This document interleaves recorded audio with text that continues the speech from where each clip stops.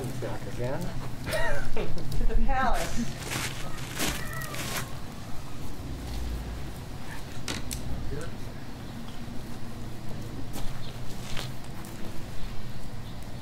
Now, fair Hippolyta, our nuptial hour draws on apace.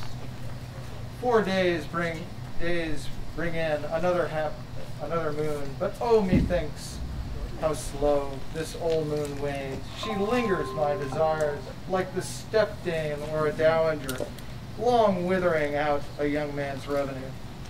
4 days will quickly steep themselves in night. 4 nights will quickly dream away the time.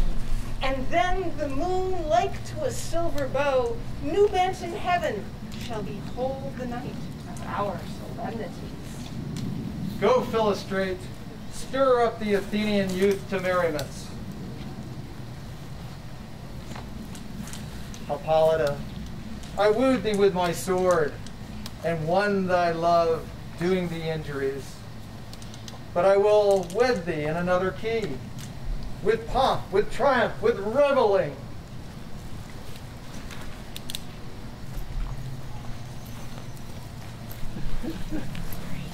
Happy be, Theseus, our renowned Duke.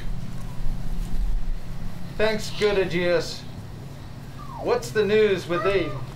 Full of vexation and complaint come I, against my child, my daughter Hermia. Stand forth, Demetrius. My noble lord, this man hath the consent to marry her. Stand forth, Lysander. And my gracious Duke, this hath betwist the bosom of my child. Thou, Lysander, thou hast cast rhymes and rhythms and interchanged love tokens with my child. With cunning thou hast fletched my daughter's heart and turned her obedience, which is due me, to stubborn harshness. And my gracious Duke, I beg the ancient privilege of Athens. As she is mine, I shall dispose of her as I wish, either to this gentleman or to her death. What say you, Hermione? Hermia, be advised, fair maid. To you, your father should be as God. Demetrius is a worthy gentleman. So is Lysander. In himself he is, but in this kind, wanting your father's voice, the other must be held worthier. I would my father looked, but with my eyes. Rather your eyes must with his judgment look. But I beseech your grace, that I may know the worst that may befall me in this case, if I refuse to wed Demetrius. Either to die the death, or to abjure forever the society of men. Therefore, fair Hermia, question your desires, whether if you yield not to your father's choice, you can endure the livery of a nun, to live a barren sister all your life. So will I grow, so live, so die, my lord, ere I will yield my virgin patent up unto his lordship, whose unwished yoke my soul consents not to give sovereignty. Take time to pause, and by the next moon, upon that day, either prepare to die for disobedience to your father's will, or wed Demetrius as he would. Relent, sweet Hermia, and Lysander, yield thy crazy title to my divine right. You have her father's love, Demetrius. Let me have Hermia's. Do you marry him? Scornful Lysander, true, he has taken my love. I am, my lord, as well derived as he, as well possessed. My love is more than his. My fortunes in every way is fairly ranked. And which is more than all these boasts can be, I'm beloved of beauteous Hermia. Why should I not then prosecute my right? Demetrius, I'll avouch it to his head, made love to Nadar's daughter Helena, and won her soul. And she, sweet lady, devoutly dotes, upon this spotted and inconstant man. I must confess that I have heard so much. And come, Aegeus, you shall go with me. For you, fair Hermia, look you arm yourself, to fit your fancies to your father's will, or else the laws of Athens yield you up. to death or to a vow of single life. Demetrius, Aegeus, go along. With duty and desire, we follow you. How now, my love? Why is your cheek so pale? Belike for want of rain, which I could well, but teem them from the tempest of my eyes.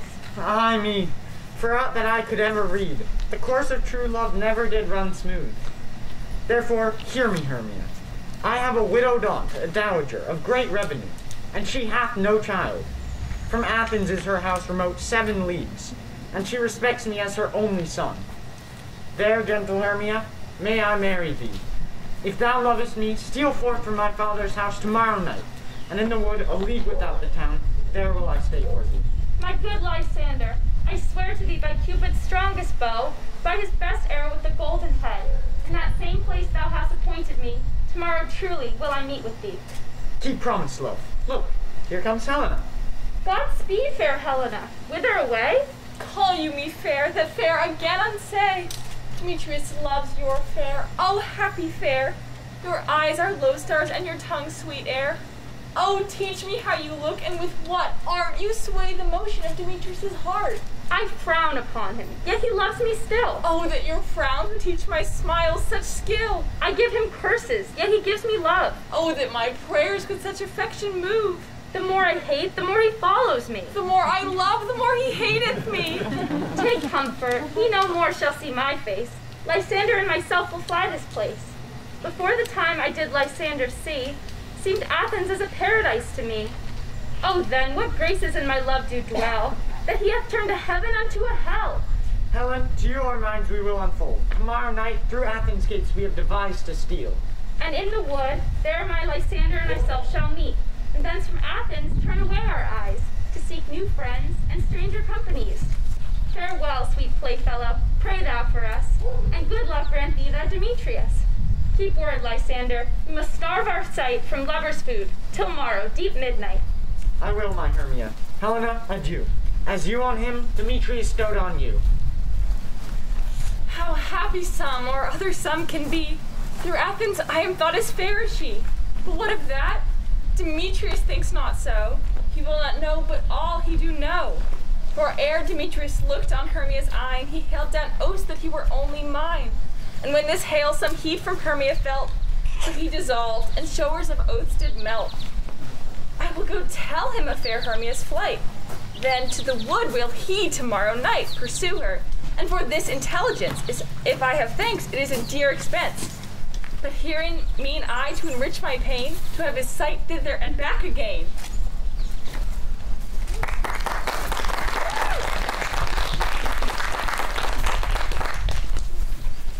Is all our company here? You were best to call them generally, man by man, according to the script. Here is the scroll of every man's name, which is thought fit through all of Athens to play in our interlude before the Duke and Duchess on his wedding night. First, good Peter Quince, say what the play treats on, then read the names of the actors and so grow to a point. Mary, it is our play, the most beautiful, lamentable comedy and most cruel death of Pyramus and Thisbe. A very good piece of work, I assure you. And Mary, now, good Peter Quince, call forth your actors by the scroll. Masters, spread yourselves. Aye. Social distance is the thing that'll bring us kudos from the king. Now answer as I call you. Nick Bottom, the weaver. Ready. Name what part I am for and proceed. You, Nick Bottom, are set for Pyramus. What is Pyramus? A lover or a tyrant? A lover that kills himself, most gallant for love. That will ask some tears in the true performing of it. If I do it, let the audience look to their eyes. I will move storms. Yet my chief humor is for a tyrant. I can play Hercules rarely. Listen. The raging rocks and shivering shocks shall break the locks of prison gates. That was lofty. Now, name the rest of the players. Francis Flute, the bellows member. Here, Peter Quince. Flute, you must take Thisbe on you. What is Thisbe? A wandering knight? It is the lady that Pyramus must love. Nay, faith. Let me not play a woman. I have a beard.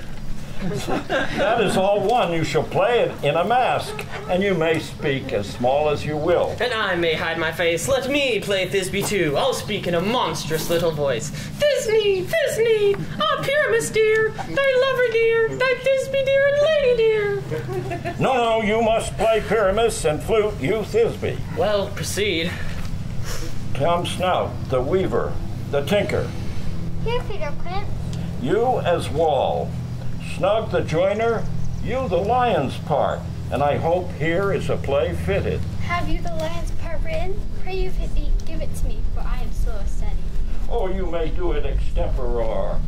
For all there's nothing but roaring. Let me play the lion too. I will roar. I will do any man's heart good to hear me. I will make the Duke say, let him roar again. And you should do it too terribly. You should fright the Duchess and the ladies, that they would shriek, and that would be enough to hang us all. That would hang us, every mother's son. I grant you, friends, if you should fright the ladies out of their wits, they would have no more discretion but to hang us. But I will aggravate my voice so that I will roar you as gently as any sucking dove. You can play no part but Pyramus, for Pyramus is a sweet-faced man, a most gentleman-like man.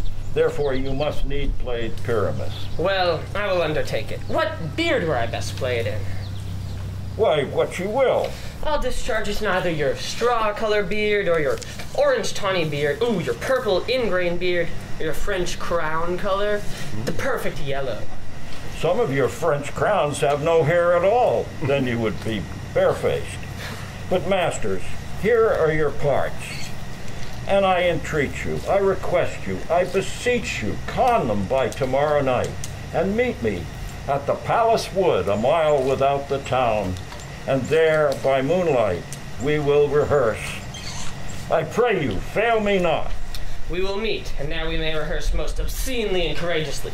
Take pains and be perfect. Adieu. At the Duke's Oak we meet. Enough. Hold or cut bowstrings.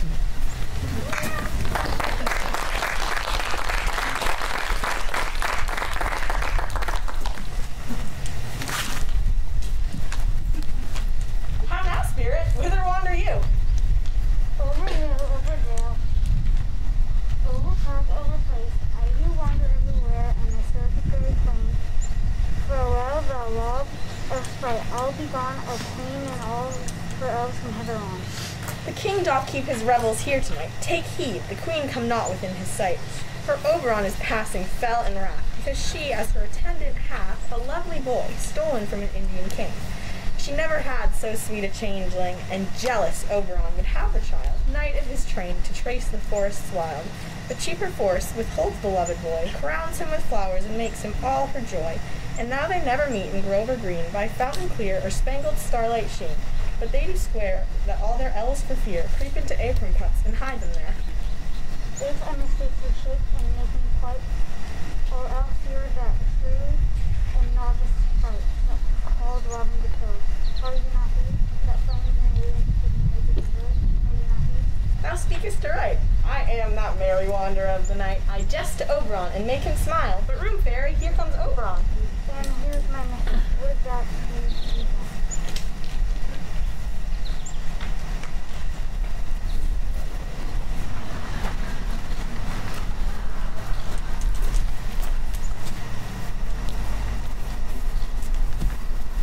Ill met by moonlight, proud Titania. What, jealous, Oberon? Fairy, skip hence. I have forsworn his bed and his company. Tarry, rash wanton. Am I not thy lord? Then I must be thy lady. But that forsooth the bouncing Amazon Hippolyta and your warrior love. To Theseus must be wedded, and you come to give their bed joy and prosperity? How canst thou thus? For shame, Titania, glance my credit with Hippolyta, knowing I know thy love to Theseus. These are the forgeries of jealousy. Therefore the winds piping to us in vain, as in revenge, have sucked up from the sea contagious fogs. The spring, the summer, the childing autumn, angry winter, change their wonted liveries, and the mazed world, by their increase, now knows not which is which. And this same progeny of evils comes from our debate, from our dissension. We are their parents and original. Do you amend it then? It lies in you. Why should Titania cross her Oberon? I do but beg a little changeling boy to be my henchman. Set your heart at rest. The fairy land buys not the child of me. His mother was a votress of my order, but she, being mortal of that boy, did die. And for her sake do I rear up her boy, and for her sake I will not part with him. How long within this wood you intend to stay? Perchance till after Theseus's wedding day. If you will patiently dance in our round and see our moonlight revels, go with us. If not, shun me and I will spare your haunts. Give me that boy and I will go with thee. Not for thy fairy kingdom. Fairies away, we shall chide downright if I longer stay.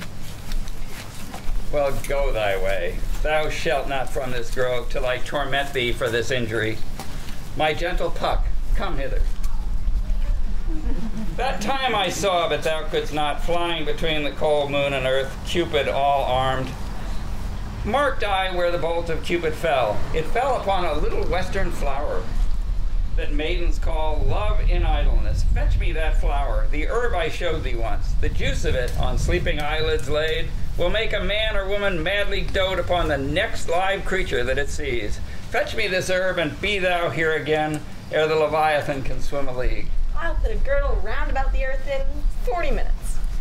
Having once this juice, I'll watch Titania when she is asleep, and drop the liquor of it in her eyes. The next thing, then, she waking looks upon, be it lion, bear, or wolf, or bull, she shall pursue it with the soul of love. But who comes here? I will overhear their conference. I love thee not, therefore pursue me not. Where is Lysander and fair Hermia? One I'll slay, the other slayeth me. You draw me, you hard-hearted adamant, but yet you draw not iron, for my heart is true as steel.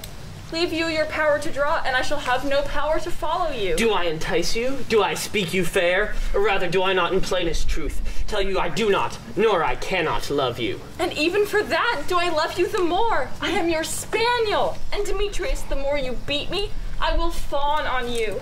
Use me but as your spaniel. Spurn me, strike me, neglect me, lose me. Only give me leave, unworthy as I am, to follow you. Tempt not too much the hatred of my spirit, for I am sick when I do look on thee. And I am sick when I look not on you. I'll run from thee and hide me in the brakes, and leave you to the mercy of wild beasts. The wildest hath not such a heart as you. Run when you will, the story shall be changed. Apollo flies and Daphne holds the chase.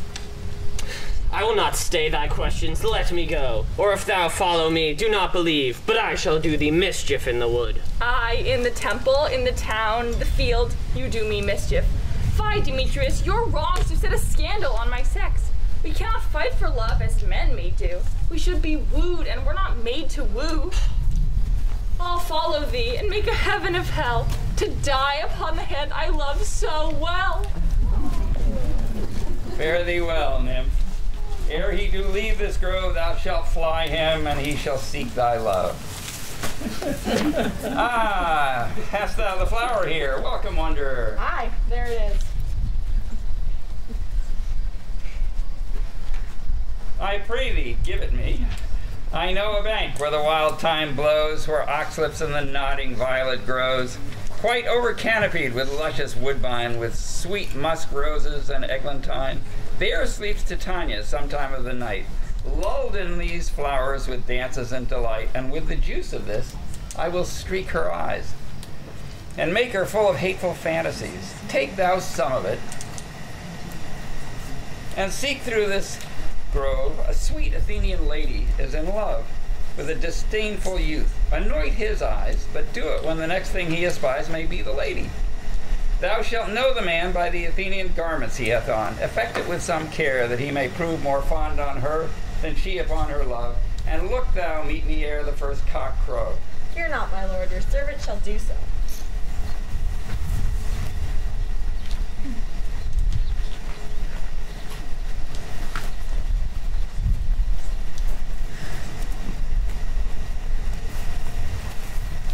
Sing now a roundel and a fairy song.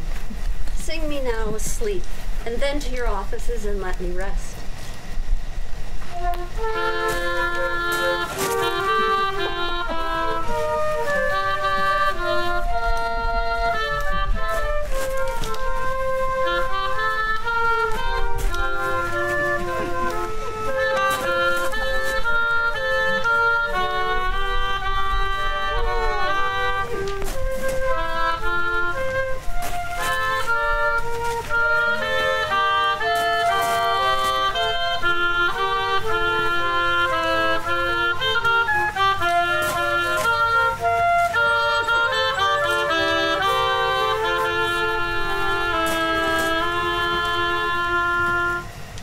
Away, fairies.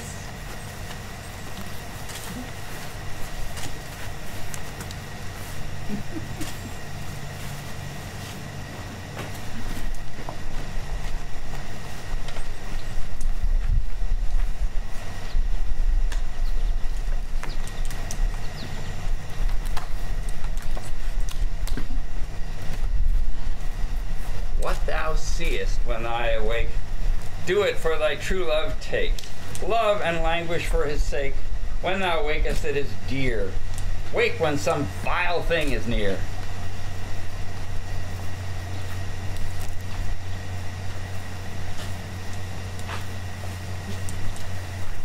Fair love, you faint with wandering in the wood, and to speak truth, I have forgotten our way.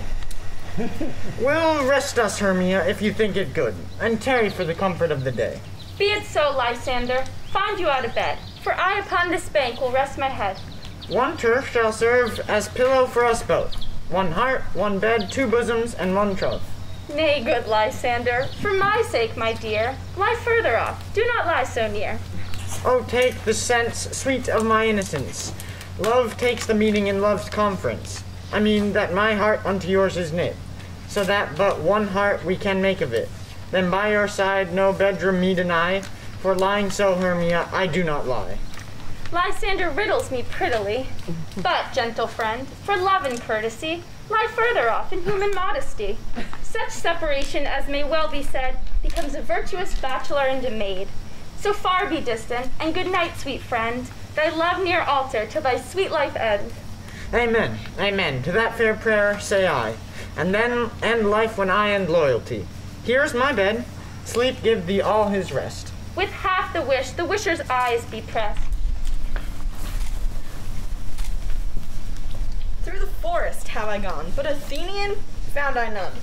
Who is here? Weeds of Athens he doth wear. This is he, my master said, despised the Athenian maid. And here the maiden, sleeping sound, on the dank and dirty ground, churl upon thy eyes I throw all the power that this charm doth owe. When thou wakest, let love forbid, sleep his seat on thy eyelid, so awake when I am gone, for I must now to Oberon. Stay, do thou kill me, sweet Demetrius. I charge thee, hence, and do not haunt me thus. Oh, wilt thou darkling leave me? Do not so. Stay on thy peril, I will go alone. Oh, I am out of breath in this fond chase. The more my prayer, the lesser is my grace. Happy is Hermia wherever so she lies, for she hath blessed and attractive eyes. How came her eyes so bright? Not with salt tears. If so, my eyes are oftener washed than hers. No, no, I am ugly as a bear, for beasts that meet me run away in fear. But who is here? Lysander? On the ground? Dead or asleep? I see no blood, no wound. Lysander, if you live, good sir, awake! And run through fire I will for thy sweet sake. Transparent Helena, nature shows art, that through thy bosom makes me see thy heart. Where is Demetrius? Oh, how fit a word is that vile name to perish on thy sword. Do not say so, Lysander. Say not so. What though he love your Hermia? Lord, what though? Yet Hermia still loves you, then be content. Content with Hermia? No, I do repent the tedious minutes I have with her spent. Not Hermia, but Helena I love, who would not change a raven for a dove. Wherefore was I to this keen mockery born? When at your hands did I deserve such scorn? Good troth, you do me wrong, good sooth you do, in such disdainful manner me to woo. But fare you well, perforth I must confess, I thought you lord of more true gentleness. Oh, that a lady of one man refused, should of another therefore be abused. She sees not Hermia. Hermia, sleep thou there, and never mayest thou come Lysander near.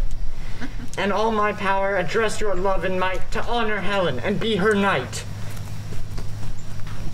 Help me, Lysander, help me! Do thy best to pluck this crawling serpent from my breast. Oh, I me for pity. What a dream was here. Lysander, look how I do quake with fear. Lysander? What? Removed? Lysander, Lord! What? Out of hearing? Gone? No sound, no word? Alas, where are you? Speak, and if you hear, speak of all loves. I swoon almost with fear. No? Oh, then I well perceive you are not nigh. Either death or I'll find you immediately. Are we all met? Pat, pat, and here's a marvelous convenient place for our rehearsal. This green plot shall be our stage. Peter Quince. What say thou'st, Bully Bottom? There are things in this comedy of Pyramus and Thisbe that will never please. First, Pyramus must draw a sword to kill himself, which the ladies cannot abide. How will you answer that? By launching the Pyramus here. Not a whit. I'll have a device to make all well. Write me a prologue, and let the prologue seem to say, we will do no harm with our swords, and that Pyramus is not killed indeed. For the more bitter assurance, tell them that I, Pyramus, not actually Pyramus, but Bottom the Weaver. This will put them out of concern. Well, we shall have such a prologue, and we will do it in 8 and 8. Will not the ladies be afraid of the lion? Masters, you ought to consider with yourself. For to bring in, God shield us, a lion among ladies is a most dreadful thing. For there is nothing more fearful a wild fowl than your lion living. We ought to look to it. Therefore, another prologue must tell he is not a lion. Nay, you must name his name, and half his face must be seen through the lion's neck. He himself must speak through saying thus, or to the same effect. Ladies, or fair ladies, I would wish you, or I would request you, or I would entreat you, not to fear, not to tremble, my life for yours. If you think I come hither as a lion, it were pity on my life. No, I am no such thing. I am a man as other men are. And there indeed, let him name his name and tell them plainly he is Snug the Joiner. Well, it shall be so, but there are 2 hard things. First, to bring moonlight into the chamber, for as you know, Pyramus and Thisbe met by moonlight. Does the moon shine that night we play our play? A calendar, a calendar. Look in the almanac. Find out moonshine, find out moonshine. Yes, it does shine that night. Why, then you may leave a casement of the great chamber window where we play open, and the moon shall shine in at the casement. Aye, or else one must come in with a bunch of thorns and a lantern, and say he is the person of moonshine. Then there is another thing. We must have a wall in the great chamber, for Pyramus and Thisbe, says the story, did talk through a chink in the wall. You can never bring a wall what you say you bottom. Some man or other present must present wall, and let him have some plaster or loam or rough cast about him to signify wall, and let him hold his fingers thus, and through that cranny shall Pyramus and Thisbe whisper. If that may be, then all is well. Come, sit down, every mother's son, and rehearse your parts. Pyramus, you begin. When you have spoken your speech, enter into that thicket, and sow everyone according to his cue. What hempen homespuns have we swaggering here? So near the cradle of the fairy queen. What, a play tour? I'll be an auditor. An actor, too, perhaps, if I see cause. Speak, Pyramus. Thisbe, stand forth. Thisbe, the flowers of odious savors sweet. Odorous, odorous. Odorous savors sweet. So hath thy breath, my dearest Thisbe dear. But hark, a voice. Stay thou but here a while, and by I will to thee appear. A stranger Pyramus than e'er played here. Must I speak now? Aye, you must speak now. You must understand. He goes to see a noise that he has heard and is to come again. most radiant Pyramus, most lily white of hue, as true as horse that yet would never tire, I'll meet thee, Pyramus, at Ninny's tomb. Ninus tomb, man. Why, you must not speak that yet. That you answer to Pyramus. You speak all your parts at once, cues and all. Pyramus, enter. Your cue is past. It's never tire. As true as horse that yet would never tire. If I were fair Thisbe, I were only thine. Oh, monstrous! Oh, strange! We are haunted! Pray, masters, fly, masters! Help! Help! I'll follow you. I'll lead you about around, through bog, through bush, through brake, through briar. Why do they run away? This is a knavery of them, to make me afraid. Oh, Bottom, thou art changed. What do I see on me? What do you see? You see an ass head of your own, do you? No. Bless thee, Bottom, bless thee! Thou art translated! I see their knavery. This is to make an ass of me. To fright me if they could, but I will not stir from this place.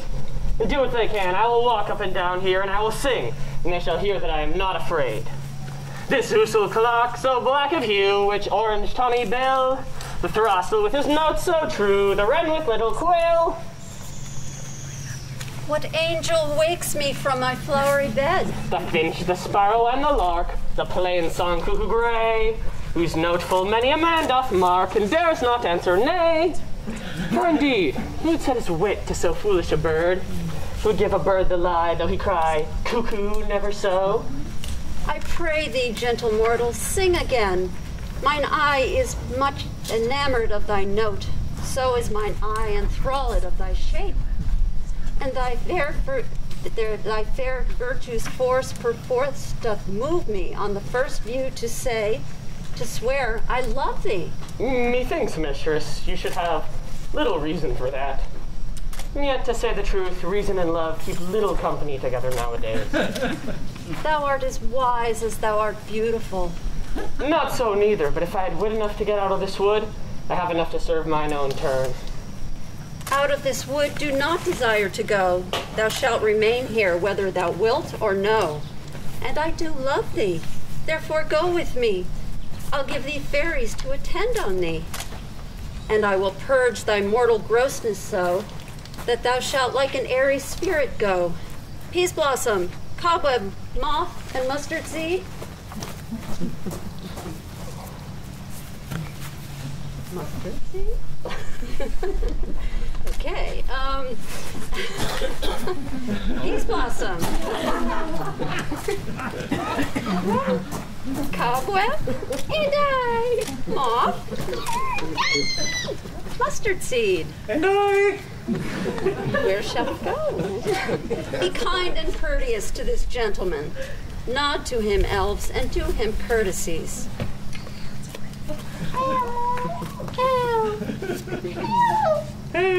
I cry your worship's mercy heartily.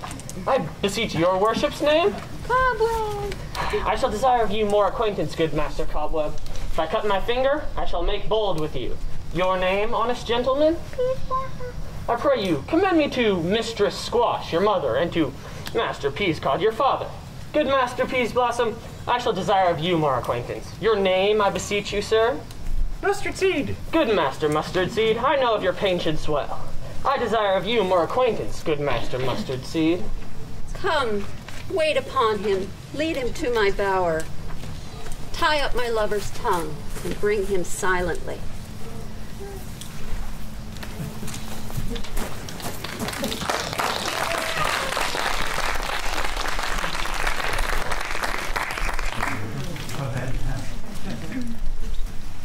I wonder if Titania be awake. Then what it was that next came in her eye, which she must dote on in extremity. Ah, here comes my messenger. How now, mad spirit?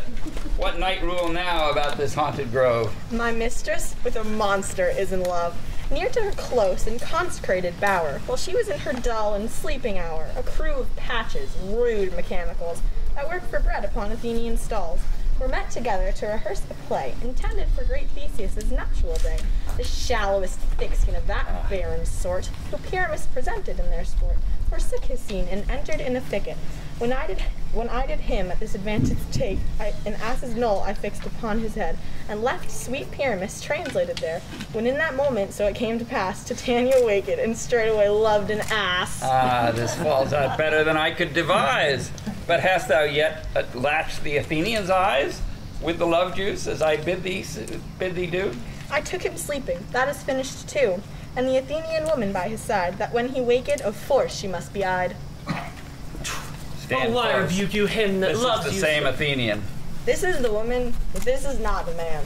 Oh, why rebuke you him that loves you so? Lay breath so bitter upon your bitter foe. Now I but chide, but I should use thee worse. For thou, I fear, hast given me cause to curse.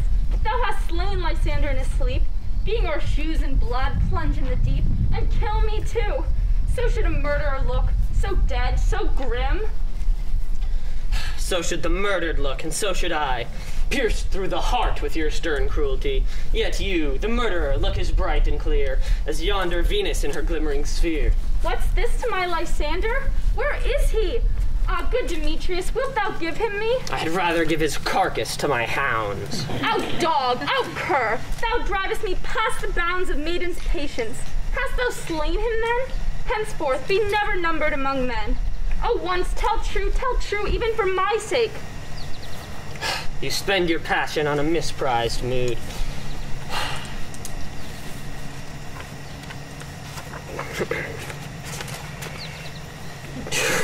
I'm not guilty of Lysander's blood, nor is he dead, for aught that I can tell. I pray thee then, tell me he is well. And if I could, what should I get therefore? A privilege, never to see me more, and from thy hated presence part I so. See me no more, whether he be dead or no. There's no following her in this fierce vein. Here, therefore, a while, I will remain. What hast thou done? Thou hast mistaken quite, and laid the love juice on some true love sight. Then fate o'errules that one man holding troth, 1,000,000 fail, confounding oath on oath. About the wood go swifter than the wind, and Helena of Athens look thou find. By some illusion see thou bring her here. I'll charm his eyes for when she does appear. I go, look how I go, swifter than an arrow from a Tartar's bow. Flower of this purple dye, hit with Cupid's archery, sink an apple of his eye, for when his love he doth espy, let her shine as gloriously as the Venus in the sky. Captain of our fairy band, Helena is here at hand. Lord, what fool these mortals be! Stand aside, the noise they make will cause Demetrius to awake. Then will two at once woo one. That must needs be sport alone, and those things do best please me, that befall preposterously. Why should you think that I woo and scorn? Look how I vow, I weep, and vow so born. In their nativity all truth appears. How can all these things in me seem scorn to you? You do advance your cunning more and more. These vows are Hermia's, will you give her o'er? I had no judgment when to her I swore. Nor none in my mind, now you give her o'er. Demetrius loves her, and she loves not you. Oh, Helen, goddess, nymph, perfect divine, to what, my love, shall I compare thine eyne? Thy lips, those kissing cherries, tempting grow. When thou hold'st up thy hand, oh, let me kiss this princess of pure white, this seal of bliss. Oh, spite, oh, hell, I see you all are bent to set against me for your merriment. If you were civil and knew courtesy, you would not do me thus much injury. Can you not hate me, as I know you do? But you must join in souls to mock me too. If you were men, our men you are as in show, you would not use a gentle lady so, to vow and swear and superpraise my parts, when I am sure you hate me with your hearts. You are both rivals and love Hermia, and now both rivals to mock Helena? You are unkind, Demetrius. Be not so. For you love Hermia. This you know I know. And here, with all goodwill, with all my heart, in Hermia's love I yield you up my part. And yours of Helena to me bequeath, whom I do love and will do till my death. Never did mockers waste more idle breath. Lysander, keep thy Hermia. If e'er I loved her, all that love is gone. Helen, it is not so. Disparage not the faith thou dost not know, lest to thy peril thou buy it dear. Look where thy love comes, yonder is thy dear. What love could press Lysander from my side? Lysander's love that would not let him bide. Fair Helena, who more engilds the night than all yon fiery oes and eyes of light. Why seekest thou me? Could not this make thee know the hate I bear thee made me leave thee so? You speak not as you think. It cannot be. Lo, she is one of this confederacy. Now I perceive they have conjoined all three to fashion this false sport in spite of me. Injurious Hermia, most ungrateful maid, have you conspired, have you with these contrived to bait me with this foul derision? Is all the counsel that we two have shared, the sisters' vows, the hours that we have spent, when we have chid the hasty-footed time for parting us, oh, is all forgot? All school's days friendship, childhood innocence? We, Hermia, like two artificial gods, have with our needles created both one flower, both on one sampler, sitting on one cushion, both warbling of one song, both in one key, as if our hands, our sides, voices, and minds had been incorporate. So we grew together like to a double cherry, seeming parted, but yet a union and partition. And you will rent our ancient love asunder to join with men in scorning your poor friend? It is not friendly, 'tis not maidenly. I am amazed at your passionate words. I scorn you not. It seems that you scorn me. Have you not set Lysander as in scorn to follow me and praise my eyes and face, and made your other love, Demetrius, who even but now did spurn me with his foot, to call me goddess, nymph, divine, and rare, but miserable most to love unloved? This you should pity rather than despise. I understand not what you mean by this. I do. Persever, counterfeit sad looks, make mouths upon me when I turn my back, wink at each other, hold the sweet jest up. This sport, well carried, shall be chronicled. If you have any pity, grace, or manners, you would not make me such an argument, but fare you well. 'Tis partly my own fault, which death or absence soon shall remedy. Stay gentle, Helena. Hear my excuse. My love, my life, my soul, fair Helena. Oh, excellent. Sweet, do not scorn her so. If she cannot entreat, I can compel. Thou canst compel no more than she entreats. Thy threats have no more strength than her weak prayers. Helen, I love thee, by my life I do. I swear by that which I would lose for thee, to prove him false that says I love thee not. I say, I love thee more than he can do. If thou say so, withdraw and prove it too. Quick, come. Lysander, where to tends all this? Away with you. No, he'll seem to break loose. Take on as you would follow. But yet come not. You are a tame man. Go. Hang off, thou cat, thou bird. Vile thing, let loose, or I'll shake thee from me like a serpent. Why are you grown so rude? What change is this, sweet love? Thy love? Outloathed medicine, out-hated potion, hence. Do you not jest? Yes, sooth, and so do you. Demetrius, I will keep my word with thee. I would I had your bond, for I perceive a weak bond holds you. What? I'll not trust your word. What, should I hurt her, strike her, kill her dead? Although I hate her, I will not harm her so. What, can you do me greater harm than hate? Hate me? Wherefore? Oh me, what news, my love? Am I not Hermia? Are you not Lysander? I am as fair now as I was erewhile. Since now you loved me, yet since now you left me. Why then you left me? Oh, the gods forbid. In earnest, shall I say? Aye, by my life, never did I desire to see thee more. Therefore be out of hope, of question, of doubt.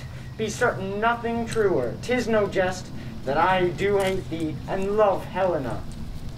Oh me, you juggler, you canker blossom, you thief of love. What, have you come by night and stolen my love's heart from him? Fine, in faith, have you no touch of modesty, no maiden shame, no touch of bashfulness? What, will you tear impatient answers from my gentle tongue? Fie, you counterfeit, you puppet, you. Puppet? Why so? Aye, that way the game goes. Now I perceive that she hath made compare between our statures. She hath urged her height, and with her personage, her tall personage, her height, forsooth, she hath prevailed with him. And are you grown so high in his esteem because I am so dwarfish and so low? How low am I, thy painted maypole? Speak, how low am I? I am not yet so low, but that my nails can reach unto thine eyes. I pray you, though you mock me, gentlemen, let her not hurt me. I was never cursed, I have no gift in shrewishness. I am a right made for my cowardice. Let her not strike me. You may perhaps think because she's something lower than myself that I can match her. Lower? Hark, again! Good Hermia, do not be so bitter with me. I evermore did love you, Hermia, did ever keep your counsels, never wronged you. Save that in love unto Demetrius I told some of your stealth into this wood. He followed you, for love I followed him. But he hath chid me hence and threatened me to strike me, spurn me, nay, to kill me too. And now, so you will let me quiet go, to Athens I will bear my folly back and follow you no further. Let me go, you will see how simple and how fond I am. Why, get you gone! Who is that hinders you? A foolish heart that I leave here behind. What? With Lysander? With Demetrius! Be not afraid, she shall not harm thee, Helena. No, sir, she shall not, though you take her part. Oh, when she is angry, she is keen and shrewd. She was a vixen when she went to school. And though she be but little, she is fierce. Little again? Nothing but low and little? Why will you suffer her to flout me thus? Let me come to her. Get you gone, you dwarf, you minimus of hindering not grass maid, you bead, you acorn. You are too officious. In her behalf that scorns your services, let her alone. Speak not of Helena. Take not her part, for if thou dost intend never so little show of love to her, thou shalt abide it. Now she holds me not. Now follow if thou darest, to try whose right of thine or mine is most in Helena. Follow? Nay, I'll go with thee, cheek by jowl. You, mistress, all this coil is long of you. Nay, go not back. I will not trust you. I no longer stay in your cursed company. Your hands and mine are quicker for a fray. My legs are longer, though, to run away. I am amazed and know not what to say.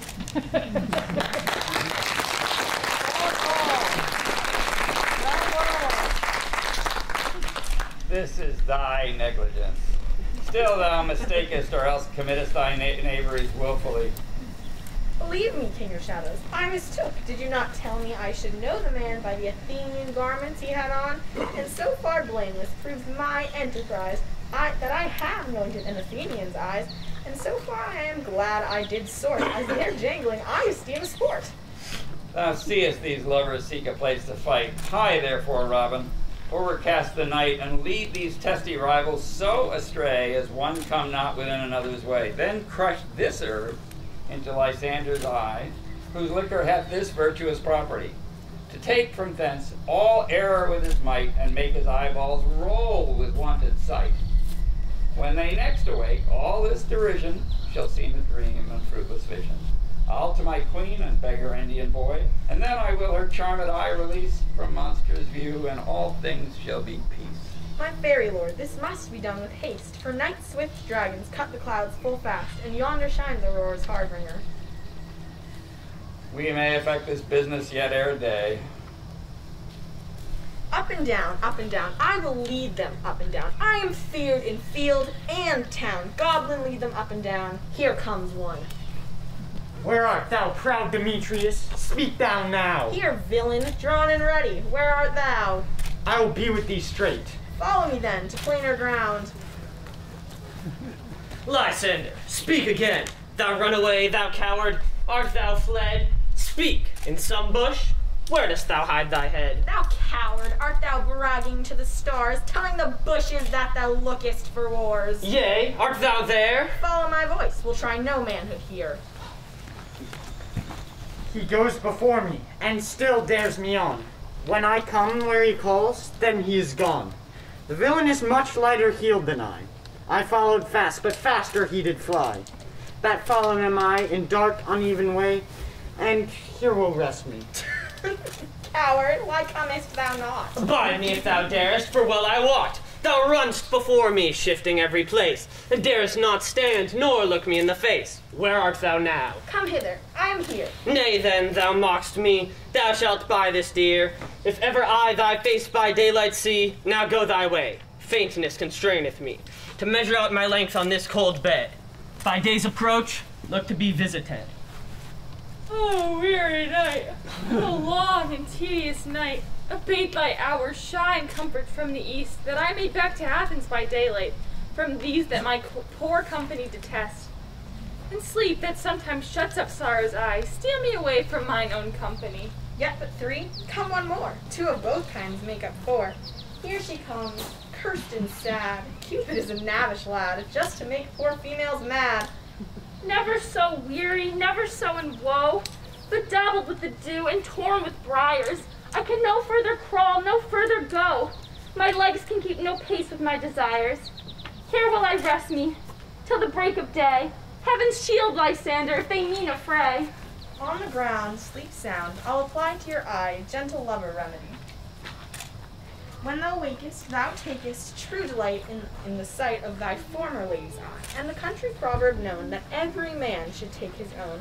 In your waking shall be shown, Jack shall have Jill, naught shall go ill, the man shall have his mare again, and all shall be well.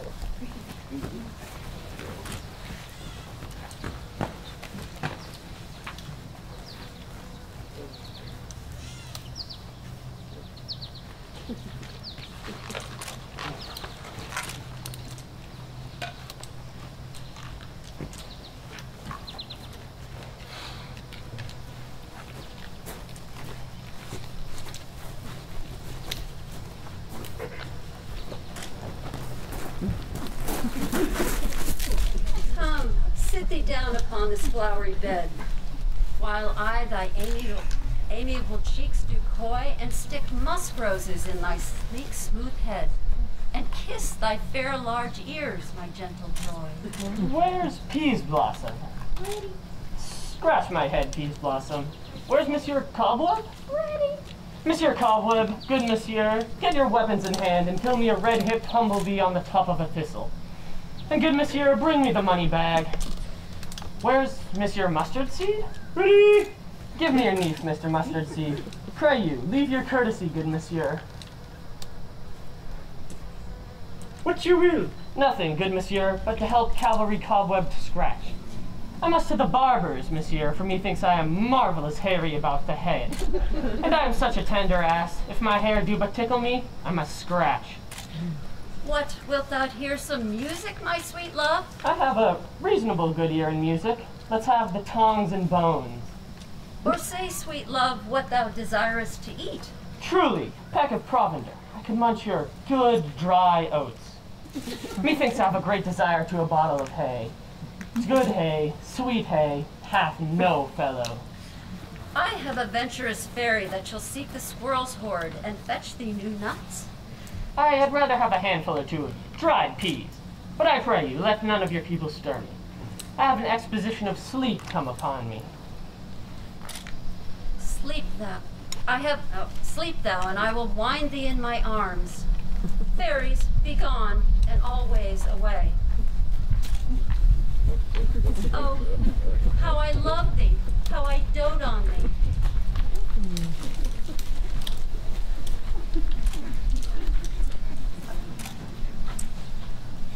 Ah, welcome, good Robin.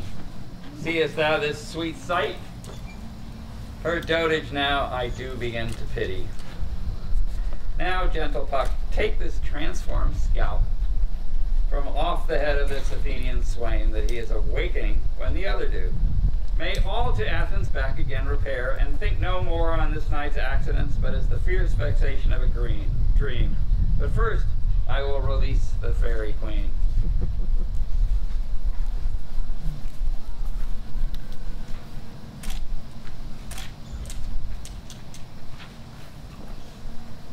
Be as thou wast wont to be, see as thou want to see. Dian's bud or Cupid's bow. Now, my Titania, wake you, my sweet queen. My Oberon, what visions have I seen? Methought I was enamored of an ass. There lies your love. How came these things to pass?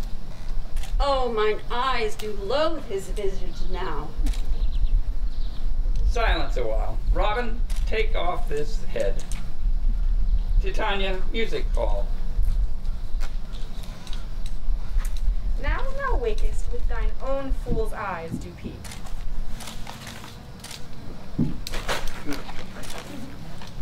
Sound, music, come my queen, take hands with me and rock the ground whereon these sleepers be.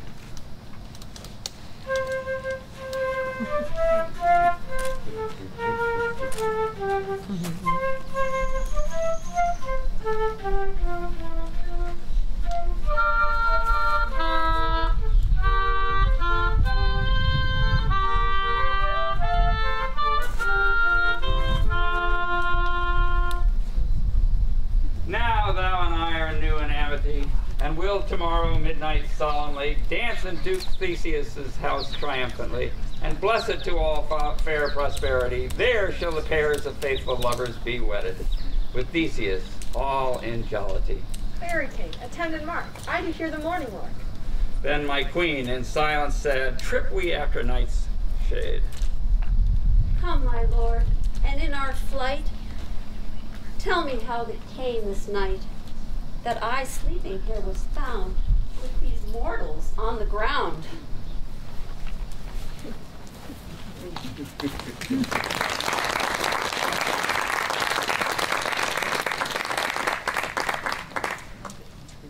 Trumpet.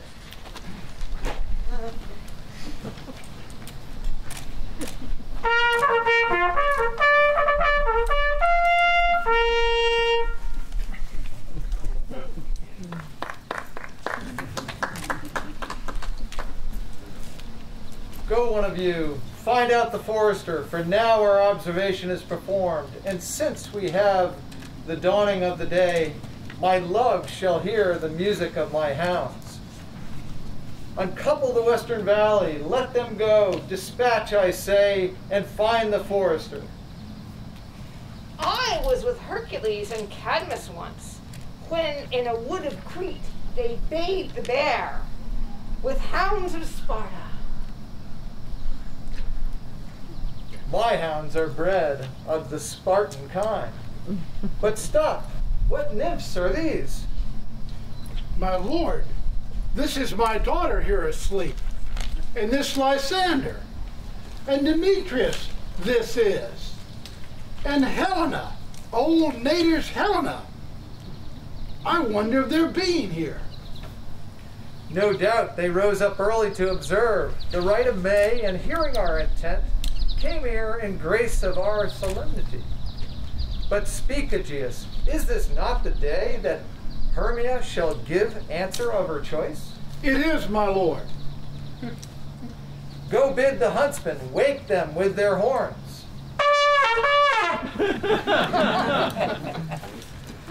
Good morrow, friends. St. Valentine is past.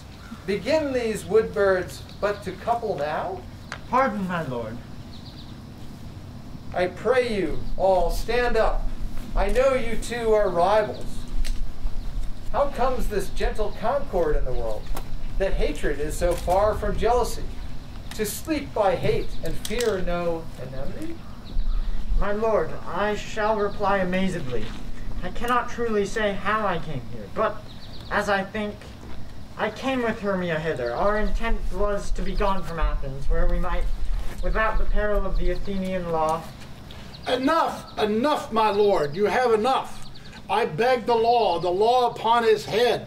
They would have stolen away, they would, Demetrius. They would have defeated me and you. You of your wife, and me of my consent that she be your wife. My lord, fair Helen told me of their stealth, of this purpose hither to this wood, and I in fury hither followed them, fair Helena in fancy following me, but, my good lord, I wot not by what power, but by some power it is, my love to Hermia, melted as the snow. The object and pleasure of mine eye is only Helena. To her, my lord, was I betrothed ere I saw Hermia, but like a sickness did I loathe this food, but as in health, come to my natural taste, I do wish for it, love it, and long for it, and will forevermore be true to it. Fair lovers, you are fortunately met.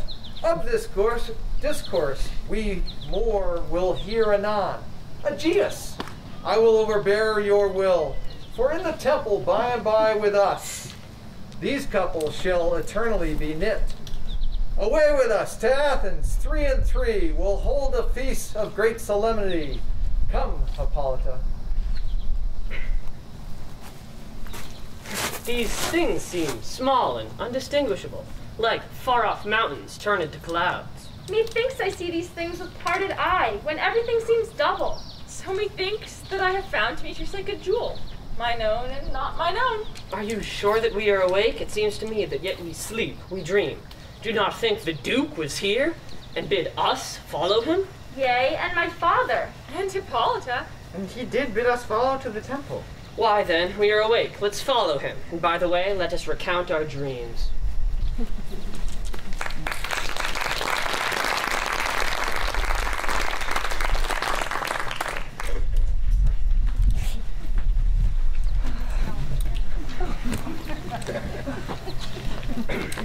When my cue comes, call me and I will answer. My next is most fair Pyramus. I hope Peter Quits, Flute, the bellows mender, Snout, the tinker, Starveling.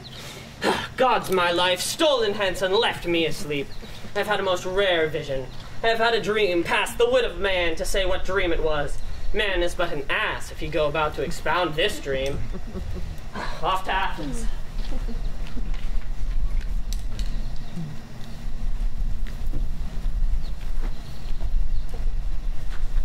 Have you sent to Bottom's house? Is he come home yet?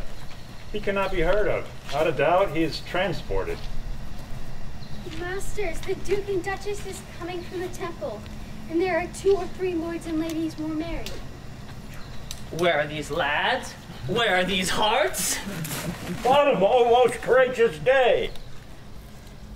Masters, I am to discourse wonders, but ask me not what. For if I tell you, I am not true Athenian. I'll tell you everything right as it fell out. Let us hear, sweet Bottom. Not a word of me. All I will tell you is this, the Duke hath done. Get your apparel together, good strings to your beards, new ribbons to your pumps. Meet presently at the palace. No more words. Away! Go away!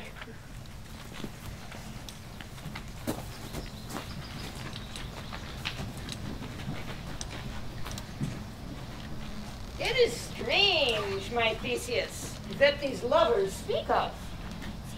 More strange than true. I never may believe lovers and madmen have such seething brains. But all the story of the night told over, and howsoever strange and admirable it is.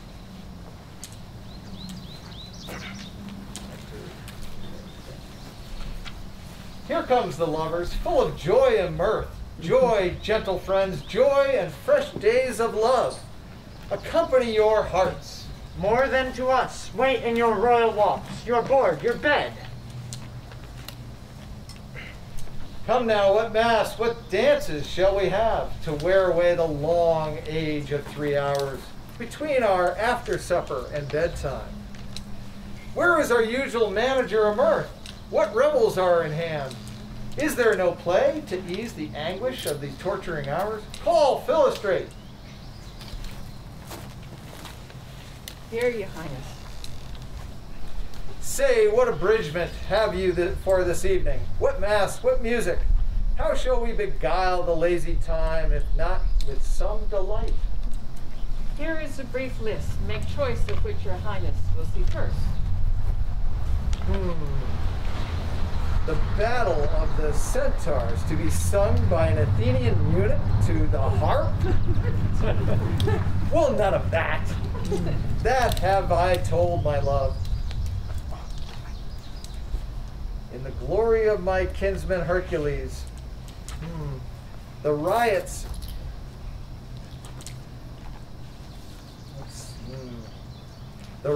of the tipsy bacchanals tearing the Thracian singers in their rage? This is an old device, and it was played when I was from Thebes came last conqueror. A tedious brief scene of young Pyramus and his love Thisbe. Very tragical mirth. Merry and tragical, tedious and brief. A play there is, my lord, some 10 words long, which is as brief as I have known a play. But by 10 words, my lord, it is too long, which makes it tedious. For in all play, there's not one player apt, one word fitted, and tragical, my noble lord, it is. or Pyramus therein doth kill himself, which when I so rehearsed, I must confess, made mine eyes water. But more merry tears that the passionate loud laughter never shed. What are they that do play it? Hard-handed men that work in Athens here that never labored in their minds till now. And we will hear it. No, my Lord, it is nothing. I have heard it over, and it is nothing in the world. I will hear that play. Go bring them in and take your places, ladies. So please, your grace. The prologue is addressed. Let him approach. If we offend, it is our good will that we come not to offend, but with our good will, to show our simple skill. That is the true beginning of our end.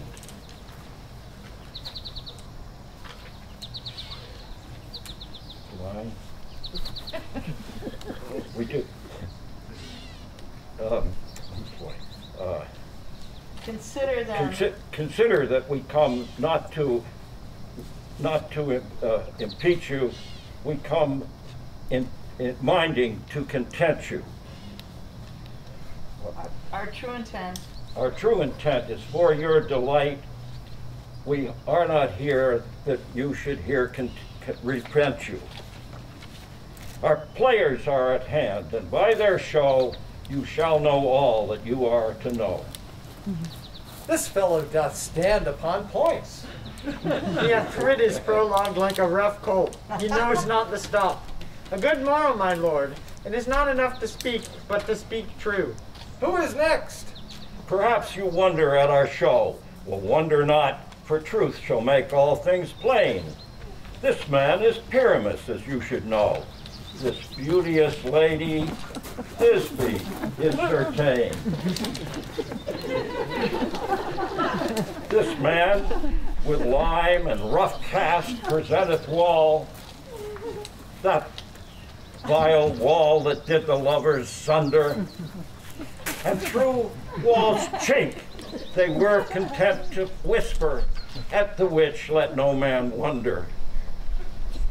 This man with lantern, dog, and bush of thorn presenteth moonshine, for you should know it 'twas by moonshine that the lovers felt no scorn to meet at Ninus' tomb, and there to woo. This grisly beast, which lions called by name, did trusty Thisbe, coming first at night, did scare away, or rather did affright, and when she fled, she let her mantle fall, and lion, vile with bloody mouth, did stain. Anon comes Thisbe, fair lad and tall, and finds his trusty Thisbe slain. And with his blade, his baleful bloody blade, he broached his boiling bloody heart. And Thisbe, coming from nearby mulberry shade, his dagger drew and died.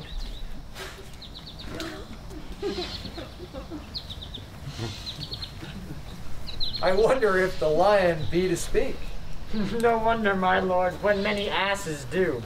In the same interlude, it does befall that one stout by name presents a wall, as such a wall as I would have you think, that had a tiny hole or chink, which the lovers Pyramus and Thisbe did whisper, often very secretly, in this loom rough cast, and this stone doth show, that I am the same wall, the truth is so. And this penny is right and centered, but the lovers are clear to whisper. Would you desire lime and hair to speak better? It is the wittiest partition that ever I heard discourse, my lord. Pyramus draws near the wall. Silence! O grim looked night, O night with hue so black, O night which ever are when day is not, O night, alack, alack, alack. I fear my Thisbe's promise is forgot, and thou, O wall, O sweet, O lovely wall, that stands between her father's ground and mine, thou wall, O sweet and lovely wall, show me thy chink to blink through with mine eye. Thanks, courteous wall, Jove shield thee well for this, but what see I? No Thisbe do I see, O wicked wall, through whom I see no bliss, curse thy stones for thus deceiving me. The wall, methinks, being sensible, should curse again. No, sir, in truth, he should not. Deceiving me is Thisbe's. She's gonna enter now, and I'm gonna spy her through the wall. You shall see it will fall pat, as I told you. Yonder she comes.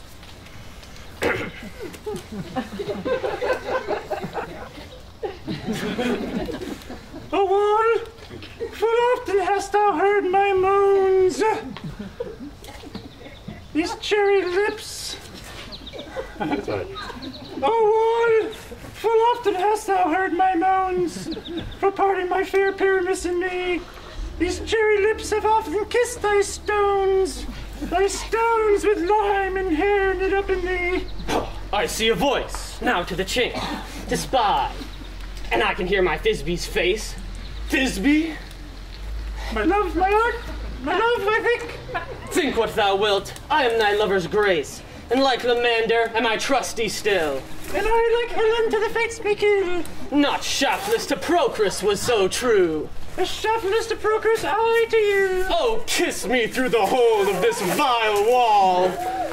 I kiss the walls whole, not your lips at all. Wilt that at Ninny's tomb meet me straight away? Tide life, tide death, I come without delay.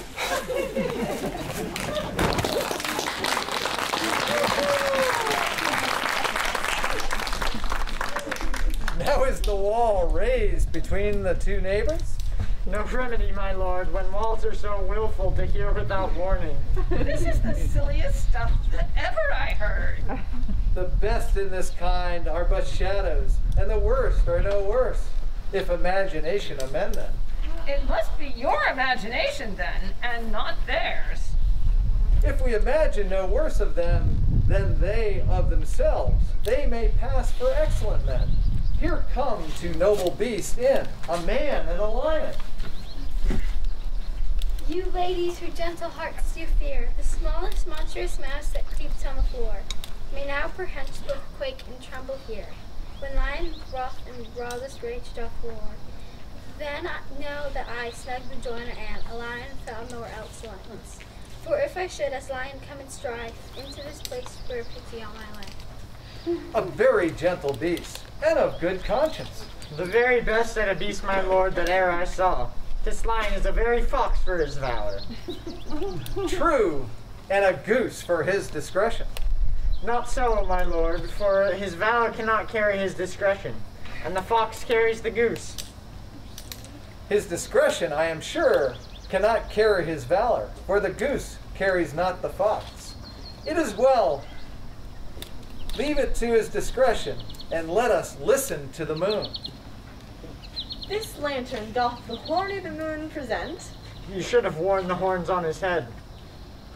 He is no crescent, and his horns are invisible within the circumference. This lantern doth the horned moon present. The man, I the moon, do seem to be.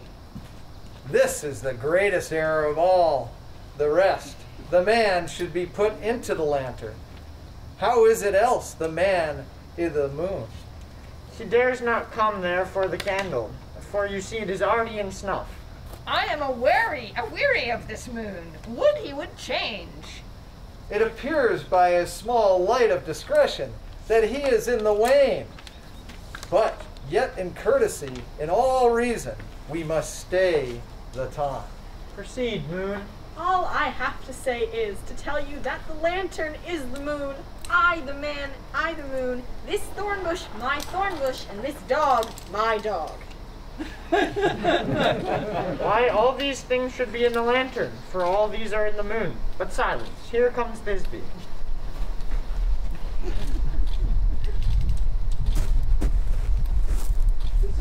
Moon's tomb? Where's my love? Roar!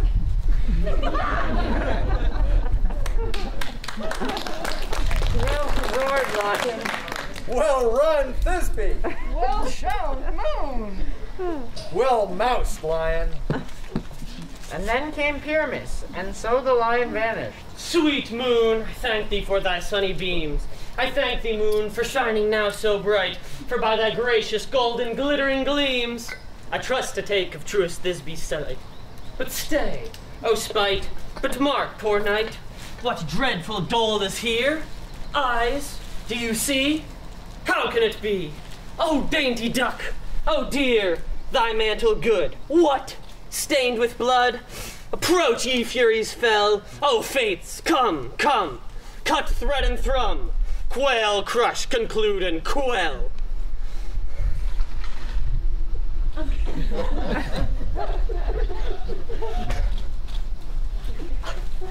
This passion and the death of a dear friend would go near to make a man look sad. Beshrew my heart, but I pity the man. Oh, wherefore, nature, didst thou lions frame, since lion vile hath here deflowered my dear, which is, no, which was the fairest dame that lived, that loved, that liked, that looked with cheer. Come, tears, confound, out sword and wound the pap of Pyramus, I that left pap where the heart doth hop. Thus I die, thus.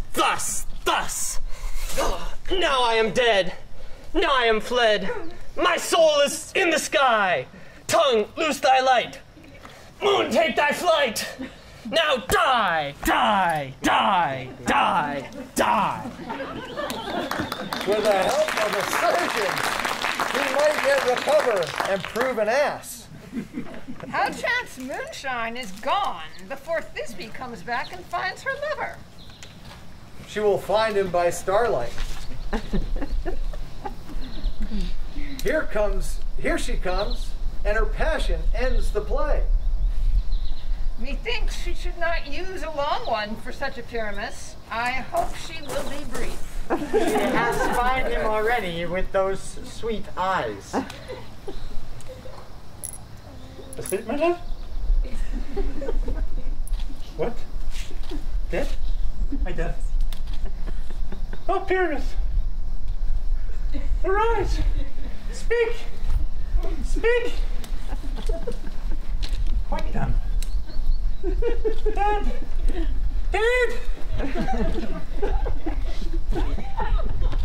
The tomb must cover thy sweet eyes, these lily lips, these cherry nose, these yellow ghostly cheeks are gone!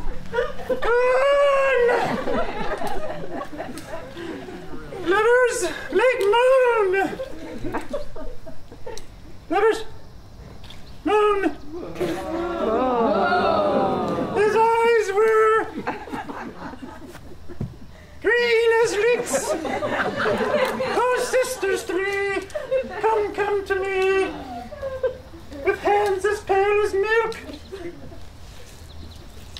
Lay them in gore, since you have shore, with shears that thread of his silk. Come, trusty sword. Come, blade. My breast and breathe. Farewell, friends. Thus this begins. Adieu.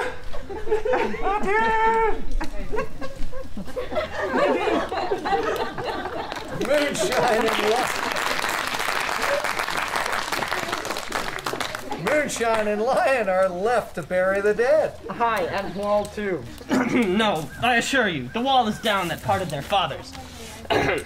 But will it please you to see the epilogue, or to hear a burgamesque dance between two of our company? No epilogue, I pray you, for your play needs no excuse. But come, let's see you dance. If we shadows have offended, think but this, and all is mended. That that you have but slumbered here, while these visions did appear, and this weak and idle theme, no more yielding but a dream. Gentles, do not reprehend.